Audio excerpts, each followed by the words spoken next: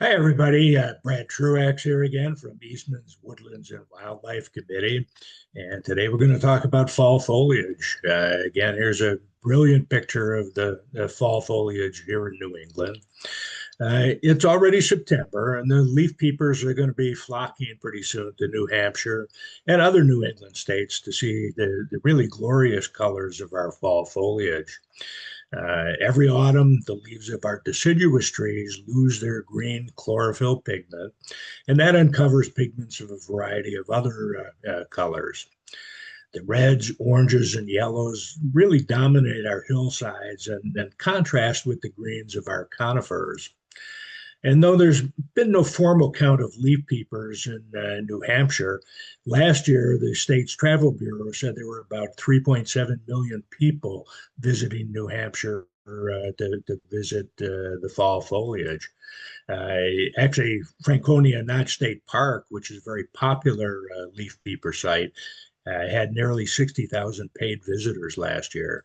So fall foliage is a powerful tourism draw for New Hampshire. So when does fall peak foliage occur? Well, it's usually in late September to mid-October. And the colors peak earlier in the northern parts of the state than at higher elevations, and kind of opposite of what happens in spring when the green evolves from south to north. Peak fall foliage evolves from north to south, and that's due to both colder temperatures and higher elevations in the northern latitudes. But some of the earliest color changes actually happen in low-lying areas. Brilliant red swamp maples are often our first sign of impending fall. Here at Eastman, being located in mid-state in the so-called Upper Valley, we tend to see peak foliage around October 8th to October 15th. But climatic factors really influence when and how much color we'll see each fall. The red maples are easy to spot in the fall because of the brilliant red colors. And the swamp maples that are the earliest signs of fall are actually red maples. So this is showing some swamp maples. As you're driving up Interstate 89 in New Hampshire, you'll probably see the earliest signs of fall foliage color in these adjacent low-lying areas. And temperature drop is really one of the triggers for leaf senescence. And the trees that are in the swamps perceive those drops in temperature earlier than those trees that are in dry areas. So that's why swamp maples tend to change color first. So, what causes the changes in color? Well, the green of our deciduous trees is due to chlorophyll. And chlorophyll and sunlight, of course, are critical for plant photosynthesis. But as the days get shorter and the temperatures get cooler, photosynthesis declines and the chlorophyll begins to disappear. And that leads to the emergence of other pigments that create the really vibrant colors that we see in fall. Carotenoid pigments, which are ever present, are uncovered, and that produces the yellows and oranges and browns. On the other hand, anthocyanins, which are produced when the temperatures fall but are still above freezing, creates the red and purple colors. So, how does climate change impact color change? Well, water supply is probably the most important determinant of the brilliance of our fall foliage colors. Drought puts stresses on trees, and that prompts them to conserve resources, leading to a breakdown of chlorophyll earlier than normal. Rainy or sunny and overcast days tend to increase the intensity of fall colors, and early frost will weaken the brilliant color of maples. And of course, a windstorm or an ice storm can make the trees lose all their leaves prematurely. The best time to enjoy the autumn color would be on a clear, dry, and cool, but not yet freezing day. And the best scenario for brilliant autumn colors is a warm, wet spring, a favorable summer weather, and warm, sunny fall days with very cool nights. Uh, Unfortunately, global warming may delay the onset of fall foliage in many cases. Okay, so rain may also have an impact on our fall foliage in yet another manner. Well, our summer has been very dry. Actually, drought conditions have been present here in New Hampshire for probably most of the summer. New Hampshire and much of New England actually experienced heavy rains in May this year. They were actually record-breaking rains. And May is what we refer to as leaf out season. And because the leaves couldn't dry off for several weeks, they became affected by fungus and mildew. And that really impacted trees like red oaks and maples and some other tree species. So that's probably going to contribute to a much more patchy fall foliage pattern this year. So predicting this year's fall foliage peak is not easy. There are complex climate factors that complicate such predictions. The significant drought would favor an earlier peak in color, but the heavy rains during leaf out season in may contribute to a much more patchy fall foliage pattern.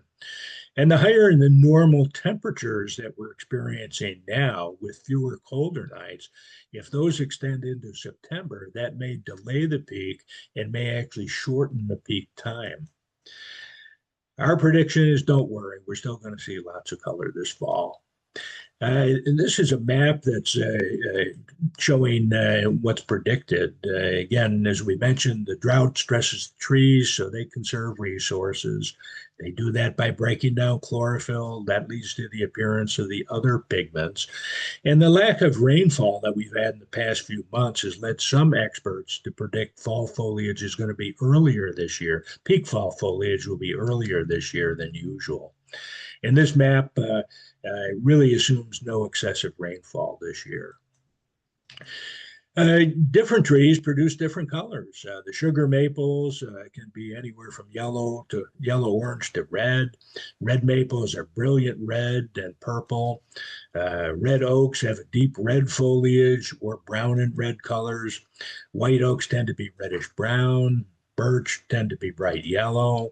White ash colors range from yellow to deep purple to maroon. Aspens are bright yellow.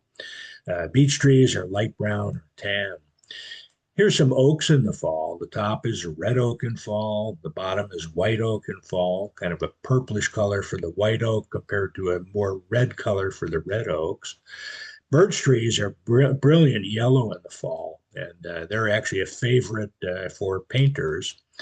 Aspen leaves are very spectacular yellow in the fall.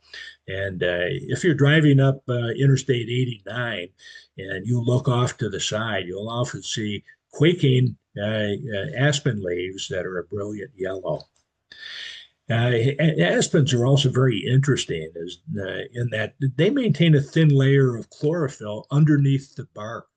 And that makes them the only trees that continue producing sugars all year long. So that's a kind of a fun fact about the aspens. Color change occurs at different rates in different trees. They're probably genetically programmed for the leaf aging. And oaks tend to turn colors long after other species have already shed their leaves. So the oaks tend to turn colors in later October to early November. Similarly, beech trees tend to change color later. And people often refer to this oak and beech phenomena as a second wave of fall foliage. And here's a picture that nicely shows that. Many trees in this photo have already lost their leaves altogether. But yet the oaks have retained their leaves and produced this second wave of fall color. So here you can see trees here have lost their leaves, but yet behind them, all these oak trees have still quite substantial color. Some trees don't drop their leaves at all in fall. The leaves turn from a green to a tan or yellow or brown, but they stay attached to the branches throughout the winter. And this is called marcescence. And marcescent leaves are seen on beech trees, oak trees, witch hazel, hornbeam, and hop hornbeam. Younger trees tend to be more likely affected. And these actually are a good clue to tree identification during the winter. And it's not just tree leaves that provide color in the fall.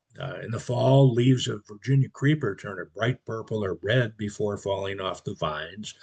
And it's one of the earliest vines to produce color in the fall. It can show striking bright red colors when the leaves of all the other plants and trees are still very green. So again, in the fall, the leaves of Virginia creeper turn bright red or purple. The top one shows Virginia creeper as a vine. Here you see it growing up a tree. And the bottom shows Virginia creeper as a ground cover. So are you a leaf peeper? These are some of the resources that will help you see the best fall foliage. And I'm not going to go through all these. New Hampshire does have a peak foliage map. You can click on that. You either have to make a screenshot of this slide or look at the corresponding PowerPoint slide that we'll have on the Eastman web portal. And there are several other very good sites that tell you about places to visit in New Hampshire to see the best color. But lastly, a few precautions. Foliage season often overlaps with breeding seasons for moose and deer, what we refer to as the rut. And many more motor vehicle run-ins with deer and moose happen during that period of time. So make sure that you keep your eyes on the road when you're driving and drive slow. And lastly, hunting season for a variety of wildlife also overlaps with peak foliage season. So make sure that if you're out hiking in the woods during foliage season, that you wear blaze orange garments. So get out there and see the fall foliage.